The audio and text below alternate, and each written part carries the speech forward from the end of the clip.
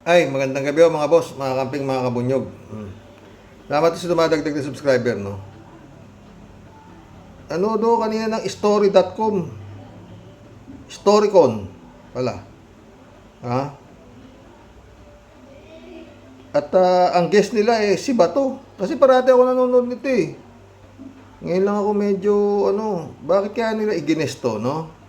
O pakinggan natin si Bato. Mga boss, ha? President Political Pundit Ronald Llamas. Good morning. Good morning. Good afternoon, Reg. At good afternoon, Senator Bato. Ayun, no? Oh, giveaway mo naman yung guest natin right away. Sorry. And from the Philippine Star Editor-in-Chief, Ami Pamintuan. Hi, Ami. Hi, happy. Good afternoon. Good afternoon, Ami. Ano ba yung kulay na yan? Pink o maroon? Ano ba yan? Ha? Ano? Mauve. Mauve. Mauve. Ano spelling nun? Dami.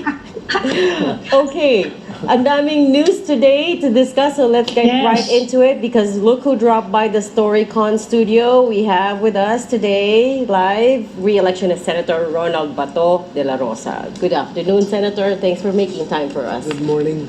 Good morning. Good afternoon. Hi, Ginaya ko ito kayo. Nakakahawa talaga yun si Ronald eh. Oo, ako, I have to sit so talagang I have to sit between two Ronalds today. Dalawang Ronald.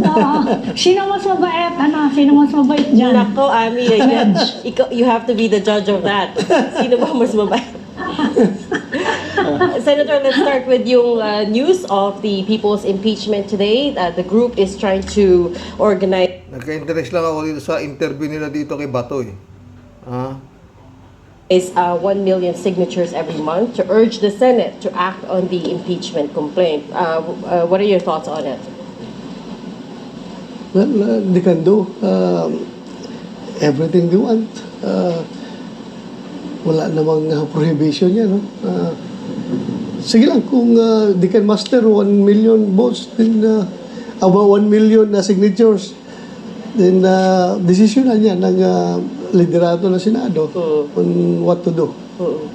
What did you think of yung timeline po that Senate President Chis Escudero is Kung ano naiisip nila, no? Kukuha raw sila ng 1 million votes para hikayatin na yung Senado na mag-trial na. Ano ba yan? proposing? Yung July 30 pa po magsa-start yung trial proper. Well, it's quite favorable to us, kami mga re-electionists, dahil nga we are busy campaigning, no? Kung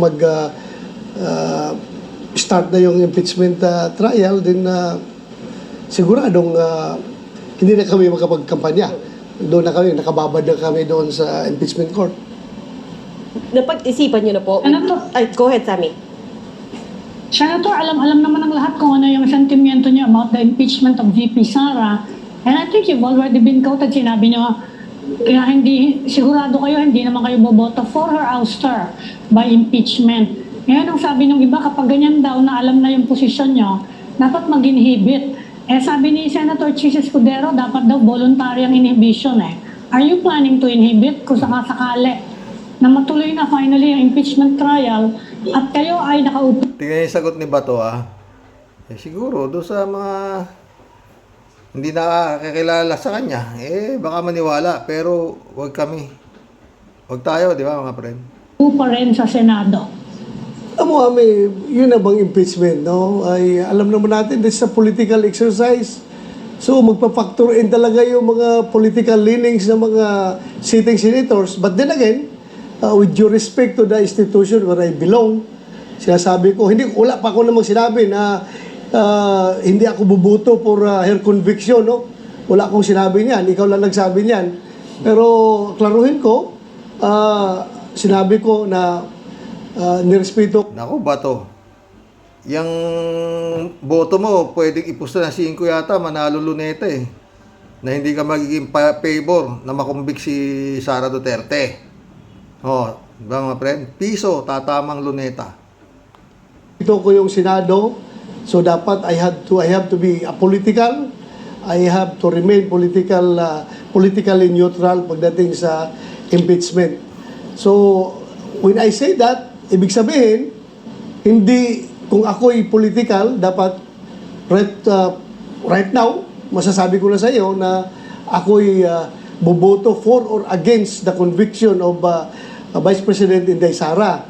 Pero since I want to be apolitical, I want to be politically neutral, I have to read the articles of impeachment, pakinggan ko yung side ng prosecution, pakinggan ko yung anong sasabihin ng defense, at I will weigh all the evidences that are going to be presented before the impeachment court bago ako magbigay ng aking decision. In short, at So, this, linawin ko lang Yeah. you are not ruling out the possibility, depende sa ebidensya, sa kayong presentasyon sa trial, na pwede kayong bumoto for her ouster kung sakaling meron ng ebidensya. At sa tingin nyo, tama naman yung articles of impeachment. Linawin ko lang. Ang sabi ko, I will read thoroughly everything na nasa articles of impeachment at pakinggan ko both sides, prosecution at saka yung defense, and pag-aralan ko lang gusto lahat ng mga ebidensya na ipipresenta before us bago ako mag-decide. Yan ang sinasabi ko. Sen, have you talked to the Duterte family about the impeachment complaint since naihain sa Congress yung complaint, since na-impeach po siya? Hindi namin nakapag-usapan yan. In fact, nakailang meeting na kami, no? Where all, ang meeting namin palagi is about yung campaign trail. Paano kami hanap ng yung aming kampanya. Yun lang ang pinag-uusapan namin. Pero impeachment, hindi namin napag-usapan. Ganon? Okay. On a different note, Senator, nabanggit Yes, si nyo Ronald. na i-refile nyo, pag nagnano kayo as Senator, i-refile nyo yung death penalty bill. Yes. Di ba ang isang problema natin, kailangan muna nating ayusin yung ating judicial system? Dahil kung hindi maayos yung ating judicial system, kawawa naman yung mga bibigyan ng death penalty. Yeah. I am with you pagdating dyan, no? Pero klaruhin ko muna, itong death penalty na sinusulong ko ay hindi po kasama dito yung mga small-time drug pusher. Hindi po kasama dito yung mga mahihirap na mga pusher. Ganon? Ito ay nakatutok lamang for high-level drug trafficking, kung saan involved dito yung mga malalaking drug lords. So, kaya ko po, Diyan, may barkada nung amo mo yung mga malaking drug lord. Paano ba tayo ba to?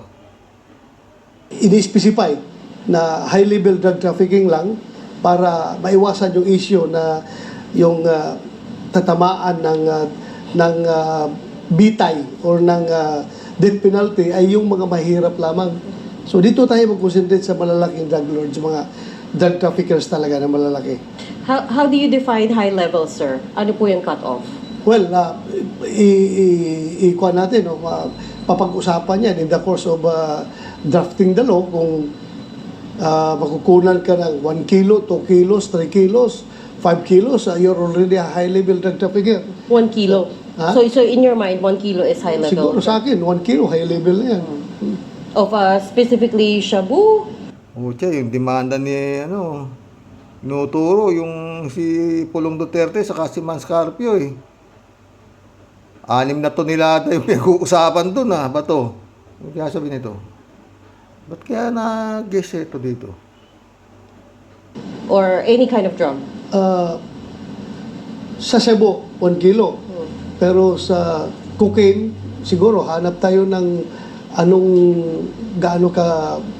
anong quantity dapat ma-consider natin na we will get the opinions of the resource persons that we are going to invite during our committee hearings kung matuloy yan. Okay. Senator, napag-usapan na rin lang ang drugs, ano? Kumustahin ko na yung ano bang latest doon sa International Criminal Court? Kasi sabi niyo no, there were efforts to contact you at hindi niyo sinasagot yung telepono. Meron pa bang mga ganong communication attempt with you from the ICC recently? Tumahimik naman sila, I mean, tumahimik na sila, hindi na kumukontak sa amin at lalong-lalo na ngayon, lately, na sinabi ni President Trump na ay magkakaproblema sa kanya yung mga anybody na magpapacilitate sa pagpasok ng investigation ng ICC to the United States or to allied countries. Ipapahold down niya yung mga, ipaparevoke niya yung mga, ipapakansela yung mga visa, at kung yung may mga area-area sila sa US ay ipa-freeze ni President Trump. Siguro tumahimik sila. Wala na akong narinig. Eh, yung sarili natin prosecutor, kasi iniimbestigahan na rin ngayon ng Department of Justice. I think meron silang mga preliminary studies na baka i-apply nila yung batas natin for crimes against humanity, na-explore nila. Meron na bang nag-feeler sa inyo na pwede ba kayong questionin, gano'n? Ito, magandang tanong ni Ami Pamintuan, mga friend. Kaya sinasabi ko pwedeng gamitin na itong Department of Justice na to para harangin yung ICC. Pakinggan nyo. Kinontak na ba kayo ng Department of Justice? Wala pa naman, Ami. Wala pa so far. Well, that's a welcome development for us. Kung action yung... Tama mo, tonto si Bato, di ba? That's a welcome development for us. Sabi niya kung action yung Department of Justice, o di ba? Yan ang gusto nila DOJ, para naman, basta, as I've said, I'm willing to face all the courts, basta, korte natin sa Pilipinas. Huwag lang yung korte ng ibang, ng mga banyaga. Some people are convinced, Yun ang gusto nila mangyari ng amo niya, di ba? Dito kami haharap, hindi sa puti. Delikado talaga itong to. Senator, that Mukhang wala mangyayari. the ICC is still working on the case and baka daw maglabas na ng arrest warrant soon. What happens, hypothetical scenario lang po, you win re-election but an warrant is issued for your arrest. What's your game plan? Well, we are ready. We are ready. Once maglabas sila ng warrant of arrest, we will petition the Supreme Court for a clarificatory relief. Supreme Court na naman no? Malakas sila dun Pet natin Kung meron ba talagang jurisdiction ang ICC sa ating bansa. Downy Perfume. Kahit Na-answer na po to before because sabi ng ICC they have jurisdiction up until March 2019, which is when the Philippines pulled out officially, right? And they started investigating cases in 2018. So in that time period, sakop pa rin ICC yung jurisdiction ng Philippines. Alam mo, Kwan, yung dalawang dissenting opinion doon, no? Out of the 5 judges, dalawang dissenting opinion doon is napakabigat yung sinasabi nila na walang jurisdiction yung ICC. And we will capitalize on that, yung dissenting opinion nila. And we will let Supreme Court decide kung ano ang magiging ruling nila dito. Supreme Court na naman, di ba? Parang kagaya rin nung Sara, takbo Supreme Court, di ba? Doon sila nagsusumbong sa Supreme Court, no? Mukhang walang mangyayari dito, kalat ni. Gagamitin namin yung argumento ng dalawang dissenting opinion ng dalawang judges. Wala talaga, very clear na wala silang jurisdiction dito sa ating bansa. Pero di ba, Senator, Yeah, noong December 2021, naglabas ng unanimous decision yung Ah. opinion, yung ating Supreme Court na they have jurisdiction. That was December 2021. Wala pa namang kasong nakasampa sa Supreme Court no. Alam mo, pwede pa naman kayo magsampa. Pero yun yung ginawa nila. It was a unanimous opinion ng lahat ng justices of the Supreme Court. Pero hindi pa nakapresenta yung side namin ng aming argumento. Siguro magbago yung kanilang Desisyon na nga ng Supreme Court na unanimous na nga. Ikaw naman, Bato. Ewan ko sa'yo. pananaw kung marinig nila yung argumento coming from us. So yun po yung game plan natin. Wala na yung argumento nyo dyan Tutuusin mo di ba mga friend? Kasi nga nag-decide na yung Supreme Court na unanimously na may karapatan ang Supreme Court ang ICC dahil nga member pa tayo ng 2019. Kung ba ito, sinesegue mo tuloy. Yes po. Putak po tayo sa Supreme Court. Ami, go ahead. Pero Senator, kung umpisahan yung Department of Justice investigation, Yan. i-invoke niyo ba yan para patigilin yung investigasyon ng ICC? Siyempre. Kasi merong mga nag-aalala din na kapag inimpisa na ng Pilipinas yung formal investigation dito, malinaw na dapat lumabas muna ang ICC. Gagamitin niyo ba yung argument na yon to stop the ICC probe? May sagot. Pwede. Oo mo? Pwede naman gamitin. Pwede Oo mo. gamitin. Gagamitin nila yung ano Pwede. nung di Ay, nako. Ami? Yeah. Pwede bang kumambyo ng konti? Kukumustahin ko lang yung ano nyo, Senator, yung kampanya nyo kasi Yeah. of course, yan ang pagkaalam natin ngayon, you're a candidate ngayon. At sinabi nyo sa akin noon medyo, umami naman kayo na medyo hirap, ano? Medyo hirap ngayon compared to, of course, nung nasa nakaraang administrasyon. Kumusta yun? Well, hirap in the sense na mayroong mga LGUs na magsasabi sa'yo na patago na daw yung kanilang suporta na gagawin sa atin dahil ayaw nila mabudget sa Malacanang kasi marami ng mga local chief executives na na-suspend ng Malacanang, no? So takot sila magpakita ng suporta sa atin, but pasikreto lang daw, patago, tutulong sila sa atin. Basta ang importante, nasa puso daw nila tayo. At ang mas lalong nakaka-inspire sa amin, no, naka-motivate is that we go directly to the people at naramdaman naman natin na mainit yung pagtanggap ng taong bayan sa atin. Anywhere we go, Luzon, Visayas, Mindanao, naramdaman natin na mainit yung pagtanggap sa atin. So, Utang na narinig niya, mga friend. Baka magkatotoo yung sinabi ni si Digong nyo na sigurado siya na mananalo siya, di ba? Oh, yung line up niya, di ba? Hindi man lahat pero patay tayo diyan, Comelec. Oo. masaya po tayo. Kahit na naghihirap tayo, wala tayong resources, wala tayong LGUs na asikaso, wala tayong national government na resources na magagamit. Still, we are very happy because we feel that we are welcome with the people. Actually, in the last SWS, sir, in most Ang napapanood ko naman ba puro nilalangaw yung rally nyo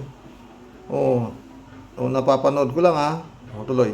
Ito mabigat tong tanong na to, tignan nyo recent SWS survey, you were ranked 12 to 14, no? Medyo mababa po. And your party mate, si 12 to 14. Si Bato, nahuhulog pero tignan niyo yung sagot ni Bato.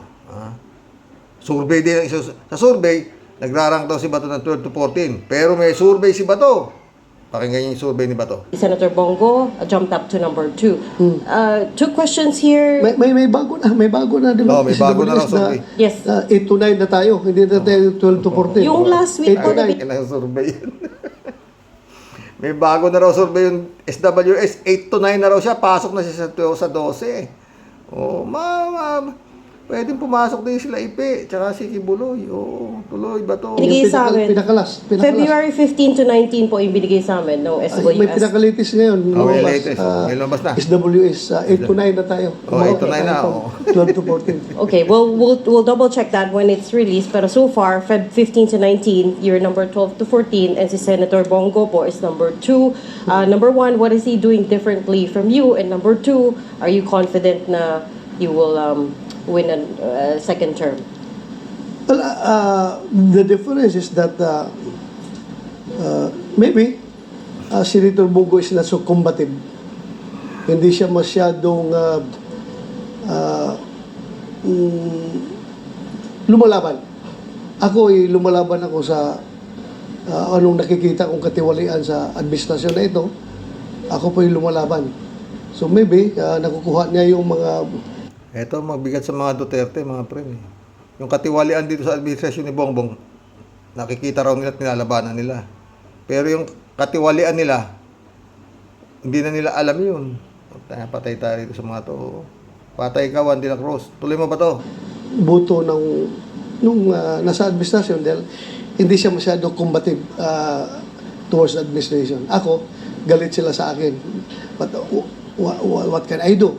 I have to stand up for what is right and I have to stand up for anong dapat gawin natin. So, yun lang. At You're confident of winning re-election? well, I'm confident. I'm confident. Ano, Aside from being confident, I am hopeful. I am hopeful. And I am praying. And I am praying na sana manalo tayo. go ahead, Ron. Senator, nabanggit nyo last week ba yun? Na willing kayo magpakamatay at Yan na. lumaban sa China para ipaglaban yung ating soberenya sa West Philippine Sea. Yes. Yan ba ay consistent dun sa posisyon ni President Digong na sabi nga dyan dati, nung nanalo tayo sa UNCLOS, Ito, bigat yung tanong ni Ronald Llamas. Natutuwa ako dito kaya pinanood ko sa inyo mga friend. dapat itapon na lang sa basura yung decision na yan. It's just a piece of paper. That piece of paper na hindi mahalaga. Hindi naman ibig sabihin na Ito, palusot ba to? kaalyado kami, Yan. close kami ni President Duterte. Kung ano yung stand niya, hook, line, and sinker, yun na rin sa akin, di ba? Ang sa akin naman, you know me, Ronald, I am a graduate of the Philippine Military Academy and I have served my whole life, the most productive years of my life dito in the defense of our country and maintaining peace and order sa ating community. So, I have offered my life since day one of my service. I'm always offering my life. Anytime, anywhere, pwede tayong mamatay. Pwede tayong mamatay. So, hindi po bago sa akin yan na mag-offer sa aking sarili at magpapakamatay para sa bansang ito kapag kinakailangan. Lalo na pag tayo'y winawalang hiya ng mga inchik na yan, talagang lalaban tayo. Ano pang silbi ng buhay natin sa mundo kung magpapaalipin tayo pag tayo'y winawalang hiya ng mga inchik na yan. But sir, hindi So, po... Senator, hindi nyo gusto yung nangyayari ngayon. Puta, lagot ka kay Digong. Totoo ba yung sinasabi mo dyan? Ba to? Lagot ka kay Digong, ha? Sa West Philippine Sea. Personally, sa inyong pananaw, na masama ang ginagawa doon ng China kasi ginagawang issue yan sa inyo eh. Yung mga kandidato ni President Duterte, pro-China daw kayo. Ano po ang tingin nyo sa ginagawa ng China ngayon sa West Philippine Sea na in dealing with the Philippines? Alam mo, Amino, hindi naman ibig sabihin na kung naging stand ni Pangulong Duterte. First, we have to talk about President Duterte. No. Hindi naman ibig sabihin na kung ang stand niya, yung kanyang foreign policy is to become friend to everyone but enemy to no one, pro-China na siya. Kaya siya nagkaroon ng stand na gano'n dahil hindi Yan ba stand ni Duterte? Niloloko mo naman kayo ba to Bukas paparto ko to. Mag-club na tayo. Ang stand ni Duterte, pro-China siya. Anong enemy to no one? Yan ang sinasabi ni Bongbong. Hindi si... Ako, bato ka. hindi siya pro-America, hindi siya pro-China, but pro-Filipino siya. So, gano'n rin ang stand ko. I am a pro-Filipino. Lahat ng ginagawang pambubuli ng Chinese dyan is galit na galit tayo. Alam mo, to stress the point, no?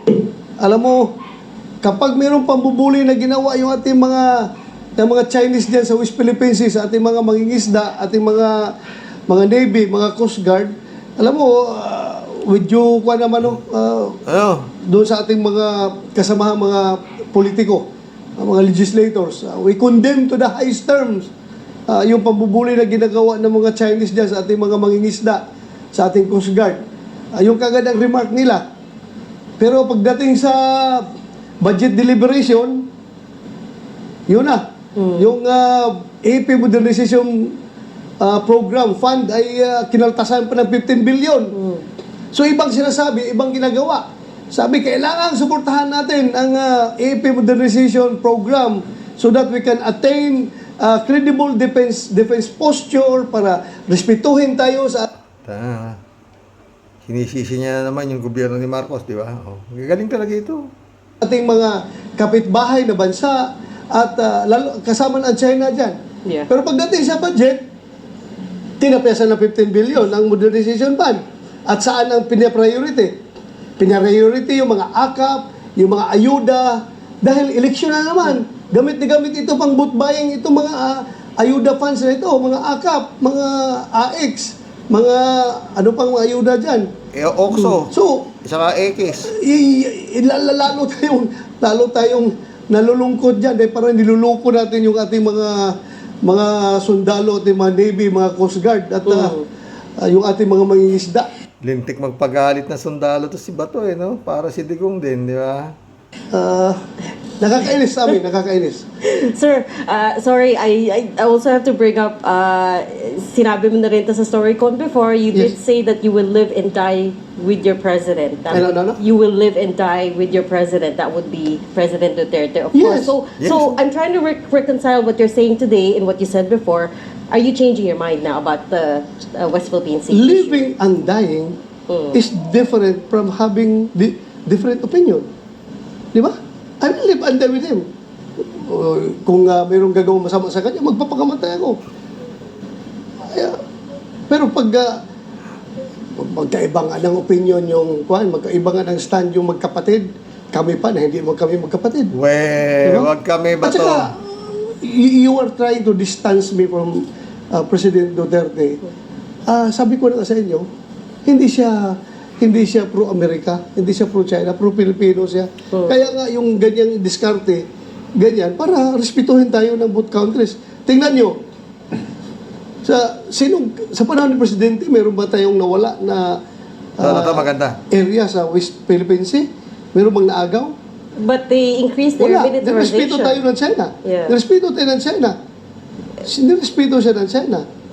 So, Targis ka. Pinagsasagasaan nga yung mga panahon ni Duterte, yung mga nanging isda ron, inaagaw yung mga nahuli nilang isda. Ano ka ba?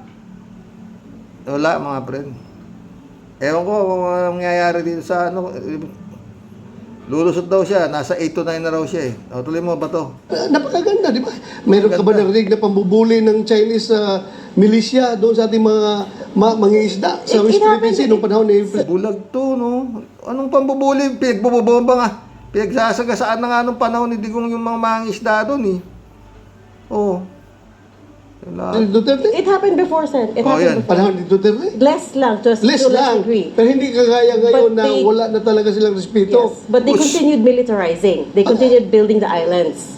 And then, Whatever, kasi nag-start naman yan before pa si President Duterte pumasok sa gobyerno. Panahon pa ni Pinoy yan, dyan na yan sila, nagsimula na yan sila.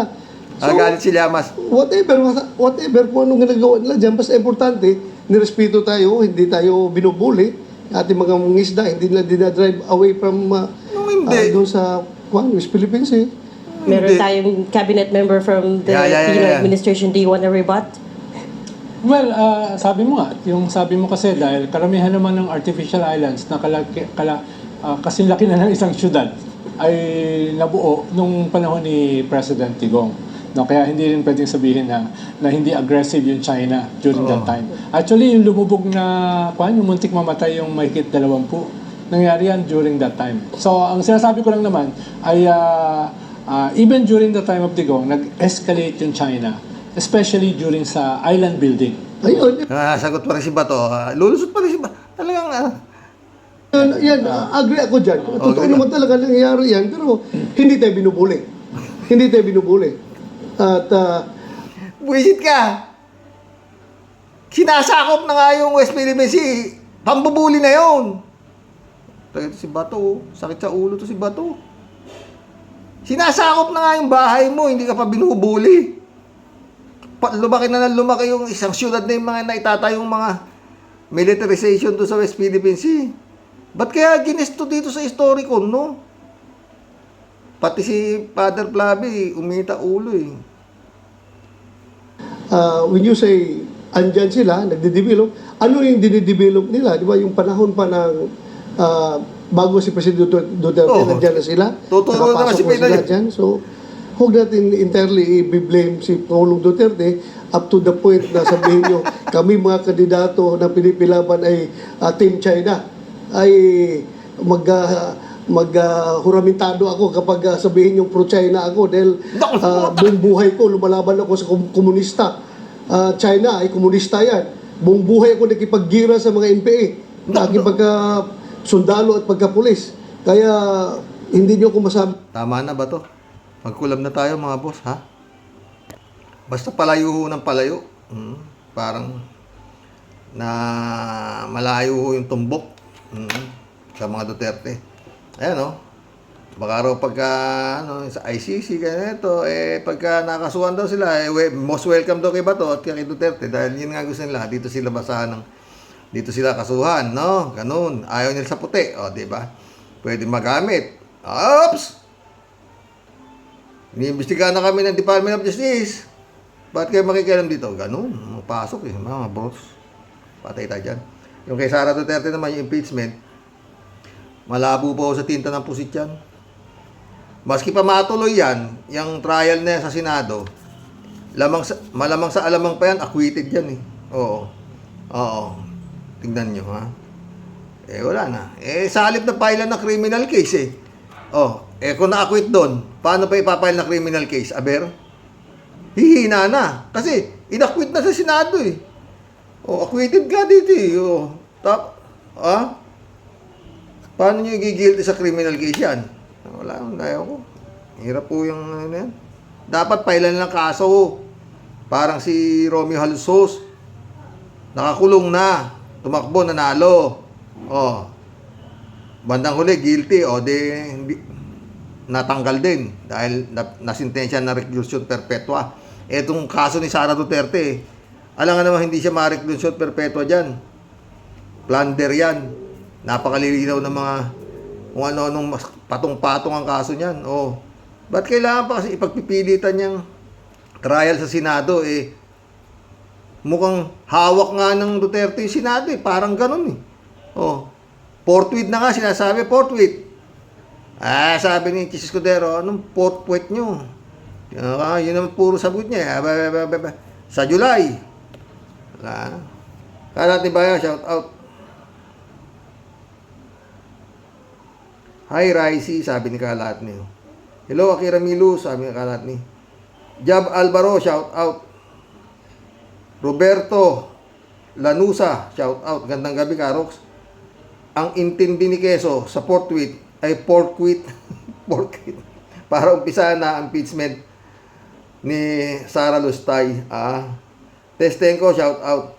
May amoy na talaga na lutuan. Buti may respisyo na IT expert. Wala Charlie Bibar, shout out. Power tripping si Garcia. Raul Villanada, shout out. Greetings Kuya Rox at sa inyong may bahay. God bless us. And God bless you as the rest of the week. God bless Raul. Baka po hindi ako, kung sakasakaling hindi kami makakauwi sa ospital, bukas po kasi uoperahan yung mata ni Mrs. Hindi ako makakapag-vlog. Pasensya na po. Hindi naman ako pwede mag-vlog doon sa ospital. Kaya ba? Raul Villanado. Pabrika ng mandarambong ang Comelec pag may question, kasuhan ba yan? Yun ang nangyayari. Marilo Pabianak, shout out Good evening po tayo sa mga ka-warriors. Galawang guilty. Kaagad-agad itong Mr. Garcia. Constructive naman ang opinion ni Attorney Harold. Kaso, ang sagot niya, disgusting, bilyones ang nagagastos pero babastusin at dadayain lang. Saan ka nga po tayo pupulutin ito? God bless us po tayo sa mga warrior. God bless Marilu. Yun nga Faith and Trust, shout out Sir Rox, sino-sino ba ang naging manipulated noong 2022? Di ba si Digong? Sino nilagay ni Digong sa Comelec? Puro mga taga Davao. Yun nga, di ba? Bakit nag-unity team? Dahil dyan kay Digong, Gloria, Sara, at BBM. Hanggang ngayon, itong Dutch Devils Group may binabalak pa rin na masama. Narinig nyo naman ang sinabi ni Dutch. Patayin ang mga senador para manalo lang ang mga kampo niya. Kaya dasal talaga na ang panglaban na mamamagitan ang Diyos dito sa masamang balak ng Dutch Devils Group. Yun nga. Marilo Pabiano nito. Bakit kaya ganun magsalita si Cheese? Tila palaging nasa balagtasan baka may hikaw pala siya, kita ko. Marilo Pabiano nito. Nagsagutan na nga po si Cheese at si Attorney Yusek Claire. Talagang walang pinagpaligtas ang ating Attorney Claire. Yun nga di ba? Si Cheese Escudero, Sinupalpal siya ni Attorney Claire Castro. Kung nakakaintindi siya, para siya sinampal nun. Puntakin mo, pinatatawad niya raw si Atty. Claire Castro. Sabi naman ni Atty. Claire Castro, pasalamat ako. Maski hindi ko alam kung ano yung kasalanan ko para patawarin mo ako. Diba? Joel Molina, shout out Karoks. Matagal na ang COMELEC na di ba sila susunod sa batas? Basta ang kanila sundin kung anong survey na lumalabas yan ang pinapanalo nila. Matagal nang nangyayari sa kasaysayan, di ba? Kami 8 diretso sa Inodoro, sabi ni Digong. Sure ball pala yun. Romel Pabriga, shout out. Mukhang may magaganap magic sarap sa susunod na eleksyon. Sinabi mo pa, Romel. Mukhang meron talaga.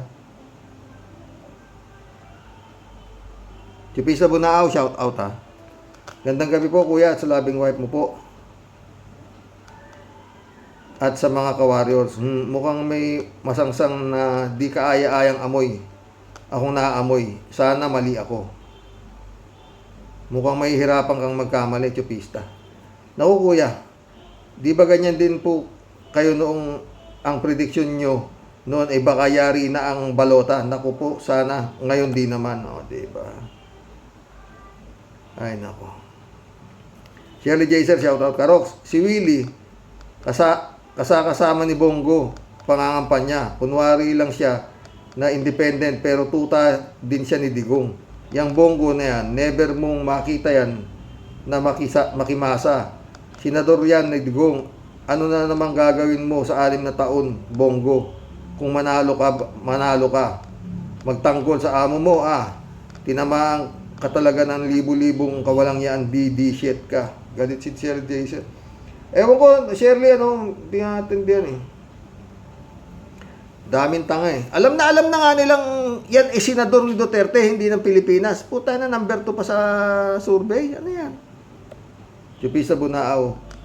Ay, si Will, sabi niya, independente siya. Pero sa vlog niya, Batang Manila to is. Kasama naman sa pangangampanya, doble kara daw siya. O, diba? Willie pa. Chupista ulit to. Naku kuya, alam na this. Attorney, sayang ngayon ka lang lumutang. Kailangan pala February ka pa pala dapat lumabas. Wag naman po sana nayari na ay kawawa na naman si Juan de la Cruz. Good night na po kuya at sa mga ka-warriors. Shirley Jaser ulit to. Totoo naman ang sinabi ng batang attorney na yan, Karoks. Taga Isabela pa siya, Karoks. Matalino talaga. Oo eh. Taya pa to, pati panabla na nga eh. Di ba? Chupista po na ulit to. Tanong ko lang po, di po ba pwedeng sabihin ni PBBM si Garcia, di ba makapangyarihan naman siya para lang sa taong bayan ang hinihingi ni Atty. Respicio? Ewan ko dyan, kay BBM eh. Maaari pa siguro kung si Atty. Claire ang magbubulong kay BBM. Librado Ludovico, shout out. Blessed morning, Karaoke, and to all warriors watching from Edmonton, Alberta, Canada. God bless po, stay safe and healthy. Hoy, hello Garci. Pag tinamaan ka, madidisbar mo yung tao, gago, ikaw ang palpak, dapat wala ka na dyan sa pwesto mo. Didishit ka rin pala. Yan. Parli Pulido, shout out.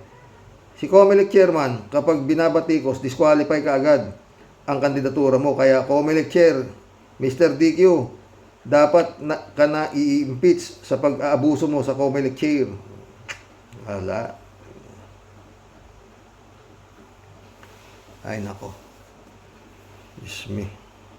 Parang si Chis Escudero rin kung magpaliwanag yan. Parang totoong-totoo.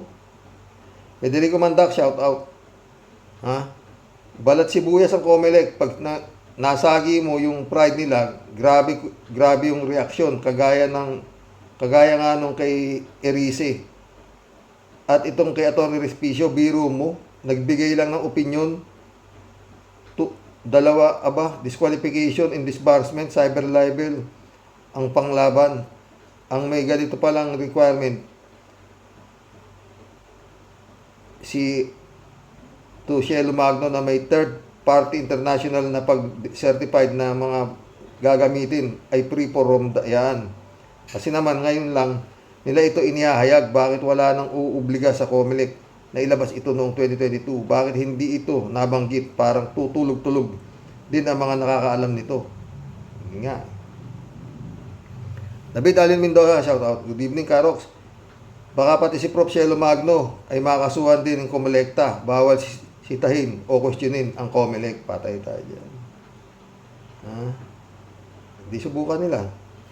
Erlinda Aquino, kung bakit nung time ni Atty. De Lima, walang video na campaign dahil hindi pinayagan ng COMELEC, si Kibulog, pinayagan. Bakit? Your guess is as good as mine. Ha? Erlinda Aquino, dahil ba sa pera o takot sa mga dutae? Pareho yun. Parley Pulido, si Marcos at Duterte, war, dapat mag-inhibit si COMELEC chair kasi appointee yun ni Duterte.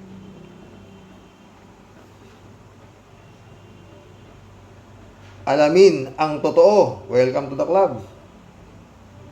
Nabuko si Garcia kaya nagalit kay Atty. Respicio. Hanggat nariyan si Garcia sa COMELEC, hindi magiging sagrado ang eleksyon.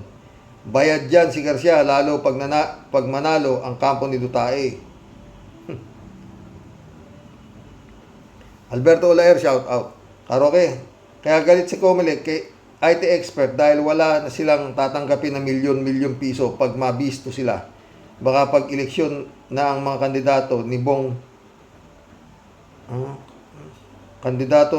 Bong Marcos, mailagay sila sa SD card ng COMELEC. Sabi ko sa iyo, Karoke, pag buhay pa ang number 1 mandaraya sa mga eleksyon sa ating bansa, hindi tayo nakakasiguro na walang dayaan sa eleksyon sa ating bansa, Karoke. Kay Marcos yan. Elizabeth Iscareo, good evening, Sir Rox. Ang COMELEC talaga nakakaduda. Kaya kailangan kasuhan niya yung abogado na yan. Ipaliwanag niya ang magpakita siya ng ebidensya na hindi ito madadaya. Bakit? O, diba? Yun ang sentensya agad eh. Dispar. Ramon Valencia, bossing, dapat nga magpasalamat si Hello Garcia kung tama naman yung sinasabi ni Atty. Respicio ba yun? Unang-una, IT expert siya, opinion lang naman ang sa kanya. Bakit hindi niya muna pakinggan at baka makatulong?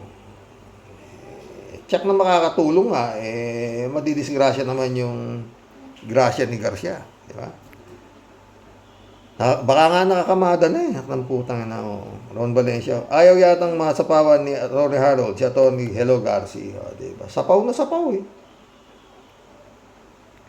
Pakinggan niyo yung social media, basa-basahin niyo yung mga talagang walang sang-ayon sa mga pinagagawa nito si Garcia. Johnny Bigot, shout out, gandang gabi, Karoke. Dapat tanggalin na o palitan na si Garcia ng COMELEC. Hanggat nandyan yan, tiyak, magkakaroon ng dayaan sa eleksyon.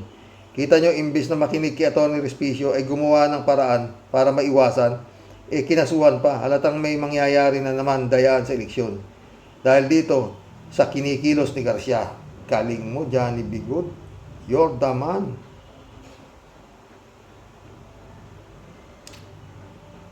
Friend Shervin Sapeda, shout out. Tia Deli, ha. July 7, Alcantara, Christian Sen, shout out. Friend Amy Bingson, Dolor Garcia, shout out sa inyo. Johnny Bigud. Sabi ni Tia Deli. Muli po ay bumabalandro na. Kumakaway po ng may ngiting pagbati sa iyo, Sir Rox, at sa buong Team Rocky Warriors the Great. Muli ay usapang disgrasya na naman po tayo. Ano po, Sir Rox? Grasya ka, ako na nga. Kung bakit naman po kasi itong pinutukan ng lintik na disgrasya na to, ayaw magtino at umayos. Grasya, Garcia, ano po, kakagigil to the max. At ang sarap po talagang kutusan at hambalusin ang damontres na pesting yawa na yan. Ano po? Aba, pati ba naman po tayo, paglalakuan pa nitong kulabang tungaw na to? Ano yan? Pag may lagay, may bagay, kahit pa inutil at bugok, sa listahan mo, ipasok. Tignan mo nga yung mga kandidatong pinapaboran mo, nayawa ka, yung matitino at may silbi, at may magagawa talaga para sa bayan, disqualified mo agad. Ano yan, ha? Sino ba ang nag-upo sa iyo dyan sa pwesto mo? At bakit sa dinami-daming ikaw ang tungaw ka na pulpul na utak ang napaupo dyan, aber, batang club yan eh. Hindi mo pag-ayusin ang trabaho at mandato mo, buwisit ka, yawa ka. Patay tayo dyan, may tamang ulo to. Di ka man siguro bingi at lalong di ka rin bulag. Pag napupuna ang kapalpakan mo, binabalikan mo agad ng talim ng dila mo ang umaaway sa'yo, nayawa ka. Bakit? Sino ba nagpapasweldo sa'yo? Nabugok ka, mainit na ulo kay Deli. Ipupusta ko lahat ng rayuma ko sa tuhod. Sinungaling ako pag di totoong ikaw naghakot ng katakot-takot na sakong tagumpay. Diba, sir, disgrasya, naku, kami pa ba? Paglalakuan mo, hoy, huwag kami. Dapat talaga sa'yo, pinalalayas ka na dyan sa buwisit ka. Dahil ang nakikinabang lang sa'yo, yung puro mga pusakal at hari ng mga mandarambong, na siyempre, ikaw din, di ba, sir? O, di ba? Sinuutuin mo, ikaw rin lang. Huwag na toy, alam na namin at basang-basa na namin ang galawan mo. Pero teka, di kaya nagpe-fentanyl ka rin, sir? No joke. At bago pa ako tuluyang tupakin dito po sa kulot na gilagid na buwisit na ito, yung pong basyang lalayas na po muna, pero kung ito pong si Talas Dila hahamunin ako ng debate, Sir Rox, game na game po akong katiponera ng Kabiteng ang nirarayuma. Payo ko na lang siya. Payo ko na lang siya magtino. Ayusin ang kanyang trabaho. Huwag puro talas na bilis ng kulot niyang dila ang kanyang laging ibinabalandra. Matuto siyang tumanggap ng puna at batikos dahil hindi niya pagmamayari ang Comelec. Nayawa siya. Matuto siyang lumugar dahil pag napuno na ang salop, baka regaluhan ko din siya ng rayuma sa tuhod. Sa inyo pong lahat ay tunay pong nagmamahal. Ito po ang makulit at asungot ninyong Tia Deli. Sir Rox, saludo po ako sa iyo. Maraming thanks iyo sa pasensyang pagbasa ng pinakamahabang talata kasaysayan ng araw-araw. Thank you din sa pasensya ng aking mga ka-warriors. God bless po lahat. Hanggang sa muli po, ingat ka po palagi, Sir Rox. Ikaw din. Kung rayuman na rayuma, baka matuluyan ka dyan sa rayuman na yan. Jokiano, shout out. Si Garcia para sa bayad. Ano? Ito naman to. Si Garcia para sa bayad. Si Attorney Harold para sa bayan. Ganun ba yun? Galing mo naman, Joe. Joe ulit, dapat ibitin ng patiwari kaya si Garcia. Patay tayo dyan. Ted. Shout out, Ted. May pagkakomunista yata ito si Garcia. Ayaw makita. Ayaw mapuna. Ipinakikita niyang makapangyarihan siya. At above the law. Kahit tama sinasabi ng mga tao, ay ayaw niya. Kakasuhan na. Dapat sa ganitong klase ng tao ay isinusuka ng Pilipinas. Anong masasabi mo kay Professor Cielo Magno? Kakasuhan mo na din? Malamang. Hintay mo, Ted. Berinya Parkinson, welcome to the club. Tama si Atty. Toto Kausing. Talagang mandaraya yan, darating na eleksyon. May 2095 tulad ng 2022. Garcia, palakang mata. Mag-resign ka na ASAP. Mag-resign, sarap-sarap ng buhay niya. Siya hari sa Comelec, walang magdikta sa kanya. Oy, si Tulpo. Na-dismiss yung kaso kay Tulpo. Napanood niyo ba? Kasampa-sampa pa naman kasi tungkol sa dinastiya. Ano ba yan? Para mga kayo Di sa Cruz, shout out. Totoo naman yan. Kaya di masisisi ang kabataan kung walang alam tungkol sa Comelec. Kasi puro anomalya ng dayaan tapos ipapatawag nila. Di sa Cruz ulit Si Katoto Kausing, dinisqualify nila. Diba? Walang kasalanan yun. Si Erisi nga rin, di ba? Buti nakakuha ng TRO. Isa Cruz ulit Nung nakaraang, ni-raise yan ni Eli Rio. Oo, yun. Fernando Habola, welcome to the club. Dapat dumulog po sa Supreme Court. Supreme Court? Ayan. Pipito Duran, shout out. Comelec Garcia Team, ni DDS yan. Survey ni Miro Comelec. Watching from Guam, si Pipito Duran. Nelson Batalones, shout out. Nabuking ang gimmick ng Comelec eh. Di po ba? Mabait sila sa may pera at ma-impluensyang tao. Diba? Maski baliw, pwede. Basta may pera. Ha? Lorna Bele, shout out. Mamagikin na naman ni Digong nyo, senatorial election. Pera-pera lang yan, Sir Rox. Sinabi mo pa, Lorna. Marilyn Morales, shout out May daya na naman sa eleksyon. Garcia, resign. Tama bang nagbayaran ka na? Marilyn Morales ulit Garcia need to resign or impeach. Mandaraya talaga yan. At bayaran like BBM. Patay tayo dyan. 3JCO po. Anong certification na pinagsasabi mo, Prof. Magno? Basta si Elo Garcia ang nasa posisyon, walang certificate. Maghabol kayo sa Tambol Mayor. Yun ang mangyayari, 3J Shop. Kakala mo, 3J Shop ulit, Sabi ko nga, Sir Rox, yung mga voting machine na yan, malamang sa alamang, nakakonekta na sa China. Ang haba ng kordon ng mga machine papuntang China. Tapos na po ang bilangan. Aba, may investment ang China dyan sa ating local election. Patay. Reynaldo Gonzalez, shout out Ito talagang Hello Garcia nato. May pagkatuso. Dapat itawag dito, Hello Money. Ayun. Shout out Michael Edwin, my friend. Pastor Jun Lagon, shout out Reynaldo Gonzalez. Sir Rox, may naging sikat na lugar, Sir Rox, mas naging sikat na ang lugar ninyo, Isabela. Dami pang nagpapapicture at dumadayo. May kagandahan din pala pag nasira tulay. Nagiging tourist spot pa. Worldwide ata yung balita na yan. That's another Duterte legacy. Dinamay pa lugar ninyo. Saklap. Yun nga Marami pa tulay na malamang sa babagsak. Asa na yung bagon? Nakabili ng bagon po tayo, walang release. Galing talaga ito si Duterte. Efrim, shout out. May dayang magaganap kaya masaya ang mga estupidong kandidato. At bakit nga natanggap ang 2022 dayang eleksyon hanggang saan ang panloloko ng Comelec? Malamang yan, Efrim. Efrim ulit Walang pagbabago sa palalapa, kaya pa bang magtiis na umasa sa 20 kilo na bigas? Wala na yan. Christian Cheng, Have a great PM po, Tatay Rox, at sa mga nasa side ng kabutihan, liwanag at sa dilim.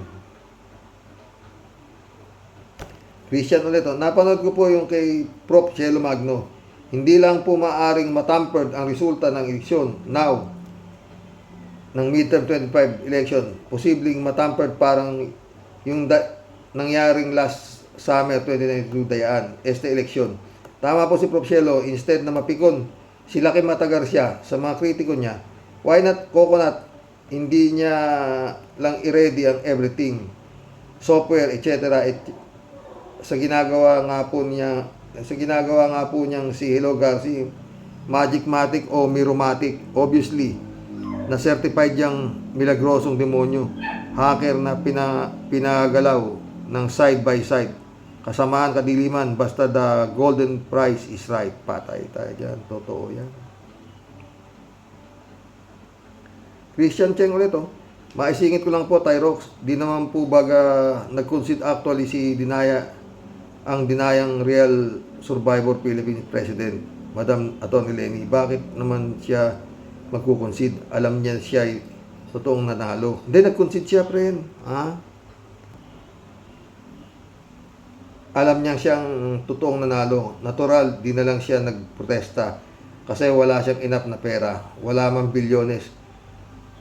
Ang malinis na public servant leader. Di naman kasi siya magnanakaw, nakatulad ng mga unitives at tambolos-los. Christian Cheng ulit Ang sinasabi po baga ni Madam Atty. Leni, habang palinaw ang mga numero, kailangan tanggapin natin na hindi sang-ayon ang ating mga pangarap ang resulta ng halalang ito. Efrim ulit lumalabas na ang totoong bobo ang mga politiko. Sila ang nagko-correct ng mali ng bawat isa. Ibig sabihin, hindi alam ng kanilang sinasabi. Bobolukin, sabi niya. Ay, mission accomplished mga boss. Oo. 1 oras na naman tayo mga friend. Oo. Na-high blood ako kay Bato. Kayo ba? Ha? Mahaba pa po yan eh. Pinutol ko na dahil baka meron sa inyong na high blood. Oo. Hanggang, hindi ko mapangako bukas ng mga friend. Pero, sana makalabas kami agad ng ospital. No? God bless. Good night.